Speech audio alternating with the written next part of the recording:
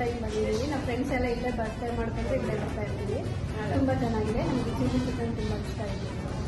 ತುಂಬ ಚೆನ್ನಾಗಿದೆ. ಸರ್ವ್ ಕೂಡ ತುಂಬ ಚೆನ್ನಾಗಿದೆ. ಬರ್ಡೇ ಅದಕ್ಕೋಸ್ಕರ ಸೆಲೆಬ್ರೇಷನ್ ಮಾಡಕ್ಕೆ ಬಂದಿದ್ದೀವಿ ನಾವು. ತುಂಬ ಚೆನ್ನಾಗಿದೆ.